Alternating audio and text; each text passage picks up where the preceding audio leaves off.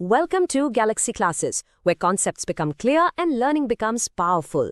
तो बच्चों, आज हम शुरू कर रहे हैं हमारा साइंस 2 का class 9 chapter 15 life processes in living organisms का पार्ट 2 और आज का हमारा टॉपिक है एक्सक्रीशन।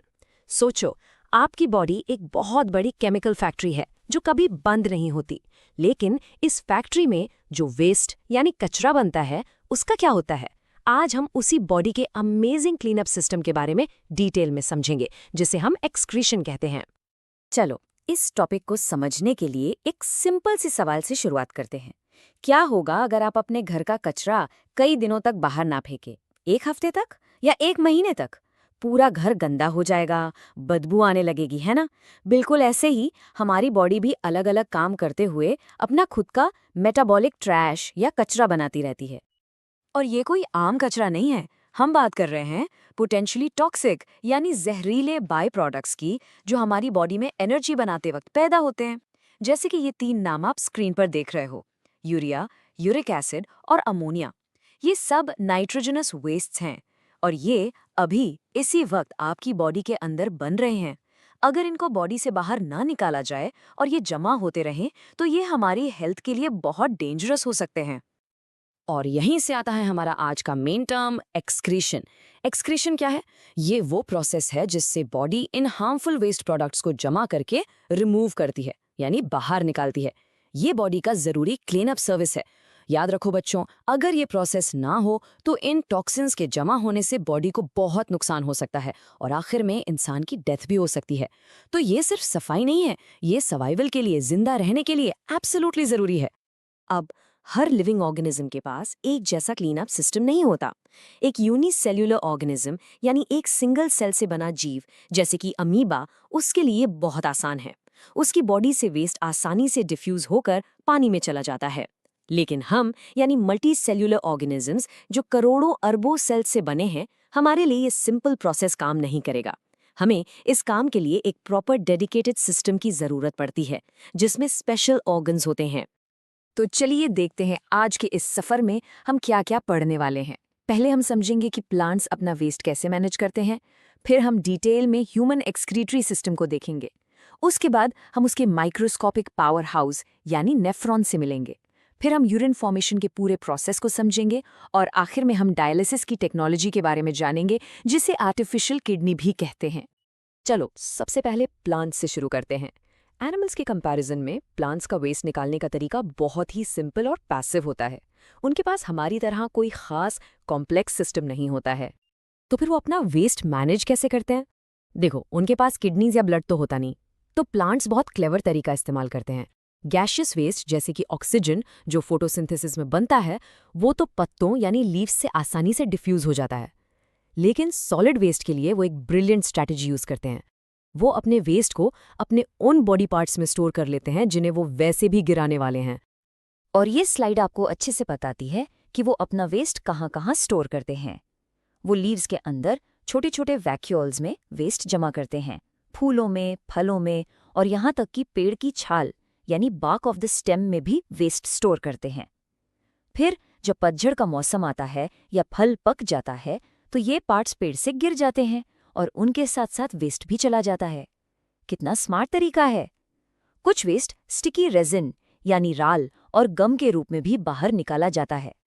चलो अब एक रियल लाइफ एग्जाम्पल देखते हैं। आपने कभी देखा है कि जब घर में कोई अरुम यानी अरबी के पत्ते या सुरण काटता है तो उनके हाथों में खुजली होने लगती है? ये असल में प्लांट के एक्सक्रीटरी प्रोसेस का ही एक डायरेक्ट रिजल्ट है। इस खुजली का कारण क्या है? इसके पीछे हैं राफेड्स। राफेड्स क्या होते हैं? ये माइक्रोस्कोपिक यानी बहुत ही छोटे सुई जैसे नीडल शेप्ड क्रिस्टल्स होते हैं। ये कैल्शियम ऑक्सलेट से बने होते हैं, जो प्लांट के लिए एक वेस्ट प्रोडक्ट है। जब आप उन पत्तों को काटते हैं तो हजारों ऐसी छोटी छोटी सुई जैसी चीजें आपके स्किन में चुभती हैं, जिससे वो खुजली या इरिटेशन होती है। ये प्लांट का एक बेहतरीन डिफेंस मैकेनिज्म है, जो उसने अपने कचरे से ही बनाया है। लेकिन प्लांट्स का हर वेस्ट प्रोडक्ट बेकार नहीं होता, बल्कि उनमें से कुछ हमारे लिए बहुत ज़रूरी और कीमती हैं। सोचो, गम, रेजिन और रबर के पेड़ से निकलने वाला लेटेक्स जिससे रबर बनता है, ये सभी प्लांट के एक्सक्रीटरी प्रोडक्ट्स ही तो हैं, जिनकी मार्केट में बहुत बड़ी कमर्शियल वैल्यू है। तो हमने देखा कि प्लांट्स के पास वेस्ट निकालने के अपने सिंपल तरीके हैं, लेकिन हमारे जैसे एक्टिव एनिमल्स जिनकी बॉडी में ब्लड कॉन्स्टेंटली घूमता रहता है, हमें इससे कहीं ज़्यादा पावरफुल सिस्टम की ज़रूरत है। तो चलिए अब हम देखते हैं हमारी अपनी बॉडी के अंदर के हाईटेक 24/7 चलने वाले फिल्ट्रेशन प्लांट को, द ह्यूमन एक्सक्रीटरी सिस्टम। और ये हैं इस सिस्टम के मेन प्लेयर्स। इसकी शुरुआत होती है एक जोड़ी बीन शेप्ड ऑर्गन से, जिन्हें हम किडनीज कहते हैं। ये दो ट्यूब्स, जिन्हें यूरेटर्स कहते हैं, से एक स्टोरेज टैंक यानी यूरिनरी ब्लैडर से जुड़ी होती हैं। और आखिर में यूरेथ्रा के जरिए वेस्ट बॉडी से बाहर निकल जाता है। ये पूरी टीम हमारे ब्लड को टॉक्सिक होने से बचाने का काम करती है। इसका फ्लो बहुत ही लॉजिकल और वन वे है। सबसे पहले ब्लड किडनीज में फिल्टर होता है और यूरिन बनता है। फिर ये यूरिन यूरेटर्स नाम की नलियों से होता हुआ यूरिनरी ब्लैडर तक जाता है। ब्लैडर इस यूरिन को स्टोर करके रखता है जब तक उसको यूरेथ्रा के थ्रू बॉडी से बाहर न निकाल दिया जाए।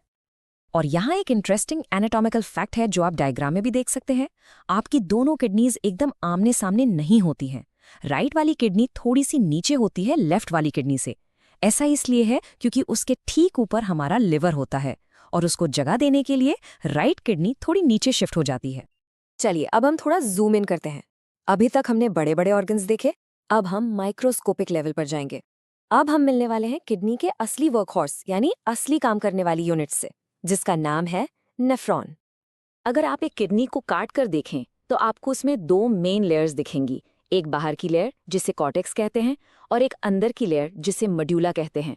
और इन्हीं दोनों लेयर्स के अंदर लाखों की तादाद में वो माइक्रोस्कोपिक फिल्टर्स भरे हुए हैं जिनके बारे में हम अभी पढ़ने वाले हैं। और ये है वो द नेफ्रॉन। ये छोटा सा कॉम्प्लिकेटेड स्ट्रक्चर ही किडनी की फंक्शनल यूनिट है।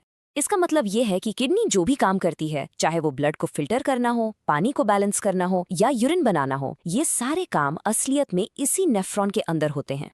एक नेफ्रॉन के स्ट्रक्चर को हम दो मेन हिस्सों में समझ सकते हैं। पहला है फिल्टर। इसकी शुरुआत एक कप जैसे स्ट्रक्चर से होती है जिसे बोमन्स कैप्सूल कहते हैं।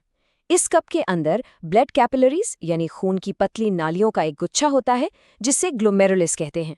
असली फिल्ट्रेशन यहीं होता है। और दूसरा हिस्सा है एक लंबी घुमावदार ट्यूब जिसे ट्यूबुलर पार्ट कहते हैं, जहां सारी जरूरी चीजों की रिसाइकलिंग होती है। और इस सिस्टम की पावर को समझने के लिए इस नंबर पर ध्यान दो। आपकी हर एक किडनी में लगभग 10 लाख यानी 1 मिलियन नेफ्रॉन्स होते हैं। इसका मतलब है कि आपकी बॉडी में टोटल 20 लाख माइक्रोस्कोपिक फिल्टर्स हैं जो बिना रुके 24 घंटे आपके खून को साफ करने का काम करते हैं। तो ये लाखों नेफ्रॉन्स आखिर यूरिन बनाते कैसे हैं? ये एक बहुत ही आसान 3 स्टेप प्रोसेस है जिसमें फिल्ट्रेशन, रीएब्जॉर्प्शन और सिक्रीशन शामिल हैं। चलो इसको एक एक करके अच्छे से समझते हैं। सबसे पहले वेस्ट वाला ब्लड ग्लोमेरुलस में एंटर करता है, जहां उसे हाई प्रेशर पे फिल्टर किया जाता है। फिर जब ये फिल्टर हुआ लिक्विड ट्यूब से गुजरता है तो बॉडी उसमें से सारे काम की चीजें वापस खींच लेती है और आखिर में जो कचरा बच जाता है वो यूरिन के रूप में कलेक्ट हो जाता है। ओके, तो स्टेप 1 है फिल्ट्रेशन। ब्लड उस गुच्छे यानी ग्लोमेरुलस में हाई प्रेशर के साथ एंटर करता है। इसको एक छलनी की तरह समझो। प्रेशर की वजह से सारी छोटी चीजें जैसे पानी, वेस्ट जैसे कि यूरिया, सॉल्ट्स उस छलनी से छनकर बोमन्स कैप्सूल में आ जाती हैं। लेकिन बड़ी और ज़रूरी चीज़ें जैसे रेड ब्लड सेल्स और प्रोटीन्स छलनी से पास नहीं हो पाती और खून में ही रह जाती हैं। अब आता है सबसे ज़रूरी दूसरा स्टेप, रीअब्जॉर्प्शन। सोचो अगर फिल्ट्रेशन में निकली सारी चीज़ें हम बॉडी से बाहर निकाल देते तो कुछ ही मिनटों में हम डिहाइड्रेट हो जाते और सारे ज़रूरी न्यूट्रिएंट्स खो देते।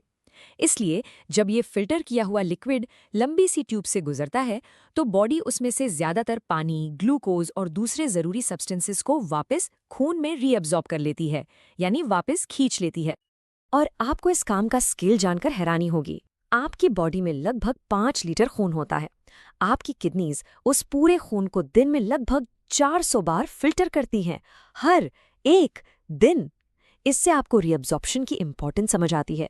ये एक नॉन स्टॉप साइकिल है सफाई करने का और जरूरी चीजों को वापस लेने का। जरा इन नंबर्स को देखो।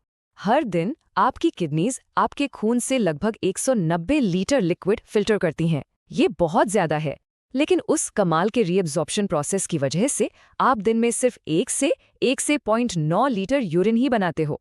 इसका मतलब है कि 99% से भी ज्यादा लिक्विड जो फिल्टर हुआ था उसे बॉडी वापस ले लेती है। आखिरी प्रोडक्ट यानी यूरिन अब यूरिनरी ब्लैडर में जमा होता है। ये एक मस्कुलर बैग है जो भरने पर स्ट्रेच होता है। और सबसे इम्पॉर्टेंट बात यह है कि ये हमारे नर्वस सिस्टम के कंट्रोल में होता है। इसीलिए हम यूरिनेशन के प्रोसेस को यानी पेशाब करने को अपनी मर्जी से कंट्रोल कर पाते हैं। लेकिन क्या होता है जब हमारे ये कमाल के नेचुरल फिल्टर्स यानी किडनीज काम करना बंद कर देते हैं? ऐसे में मेडिकल साइंस एक लाइफ सेविंग प्रोसीजर के साथ आगे आती है जिसे हम डायलिसिस कहते हैं। अगर किडनीज फेल हो जाएं, किसी चोट, इन्फेक्शन या बीमारी की वजह से, तो ये एक लाइफ और डेथ सिचुएशन बन जाती है। फिल्ट्रेशन रुक जाता है लेकिन बॉडी वेस्ट बनाना बंद नहीं करती। वो जहरीले नाइट्रोजनस कंपाउंड्स खून में जमा होने लगते हैं और अगर तुरंत मेडिकल हेल्प ना मिले तो ये जानलेवा हो सकता है। और यहीं डायलिसिस काम आता है। डायलिसिस एक ऐसा प्रोसेस है जिसमें एक मैन मेड मशीन का इस्तेमाल करके खून में से हार्मफुल वेस्ट्स को अलग किया जाता है। ये मशीन वही काम करती है जो एक आम किडनी करती है। चलो इस स्लाइड पर ब्लड के सफर को देखते हैं। खून को पेशेंट की एक आर्टरी से निकाला जाता है और डायलिसिस मशीन में भेजा जाता है। मशीन के अंदर खून कुछ स्पेशल ट्यूब से गुजरता है जो एक सेमी परमिएबल मेम्ब्रेन से बनी होती हैं। इन ट्यूब्स के बाहर एक साफ लिक्विड जिसे डायलिसेट कहते हैं बहता रहता है। वेस्ट प्रोडक्ट्स इतने छोटे होते हैं कि वो खून से निकलकर इस साफ लिक्विड में आ जाते हैं जिससे खून साफ हो जाता है। फिर इस साफ किए हुए खून को पेशेंट की बॉडी में एक वेन के जरिए वापस भेज दिया जाता है। और यहाँ आप देख सकते हैं कि कैसे टेक्स्ट बुक का डायग्राम असल दुनिया की मशीन में बदल जाता है। टेक्नोलॉजी अलग दिखती है लेकिन उसके काम करने का प्रिंसिपल बिल्कुल सेम है और ये लाखों लोगों की जिंदगी बचा रही है। हम सब जानते हैं कि गर्मियों में सर्दी और बारिश के मौसम के मुकाबले हमें कम पेशाब आता है। आज हमने फिल्ट्रेशन, रीअब्जॉर्प्शन और बॉडी के वाटर बैलेंस के बारे में जो कुछ भी सीखा है, उसकी बेसिस पर क्या आप बता सकते हैं कि ऐसा क्यों होता है?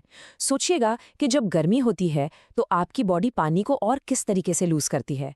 तो आज हमने एक प्लांट के पत्ते गिराकर वेस्ट निकालने के सिंपल तरीके से लेकर आपकी बॉडी के अंदर इस वक्त हो रहे कॉम्प्लेक्स हाई प्रेशर फिल्ट्रेशन तक का सफर तय किया है।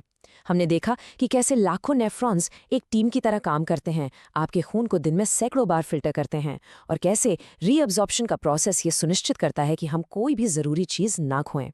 इस सिस्टम को समझना असल में ये समझना है कि आप जिंदा और स्वस्थ कैसे रहते हैं।